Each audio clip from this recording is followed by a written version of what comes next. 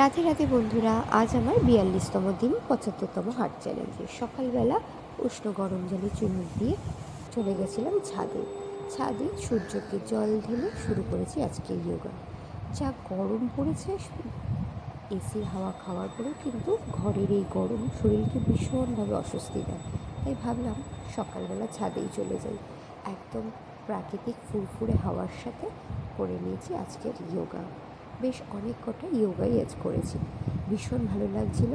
চারিদিকে শুধু হাওয়া আর হাওয়া, এত হাওয়া যে মনেই হচ্ছিল না যে গরমকাল। ভীষণ ভালো লাগছিল, ভীষণভাবে এনার্জেটিক হয়েছে আজকের এই সকালটা। যোগা করে মাঝখানে খেয়ে নিয়েছিলাম একটু করে জল, কারণ ভীষণভাবে জল তেষ্টা পাচ্ছিল। তারপর করে নিয়েছি পুজো এবং মালা জপ আর পুজোর শেষে চলে গেছিলাম আজকের ব্রেকফাস্ট তৈরি করতে। আজকের ব্রেকফাস্টে আমি খেয়েছি বেশ কিছুটা ফল আর একটু ফলেরই জুস।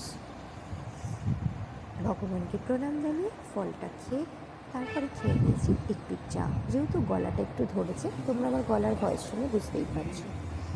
মাঝখানে চলে গেছিলাম মেয়ের একটু হেয়ার কাটিং করতে। সারাদিন স্কুলের জন্য সময় পায় না, তখন বাজে প্রায় 2:30। তারপর রাত্রে করে নিলাম বুক রিডিং এবং অনেকটা পরিমাণে জল, আর তার মাঝখানে করে নিয়েছিলাম কিছু স্লিপিং যোগা ঘুমানোর আগের মুহূর্তে। বেশ কিছুটা স্লিপিং যোগা এবং ফুট ম্যাসাজও করে নিয়েছিলাম। সাথে আমার মেয়েকেও করে দিলাম ফুট ম্যাসাজ, আর করে নিলাম পরের দিনের কিছু প্ল্যানিং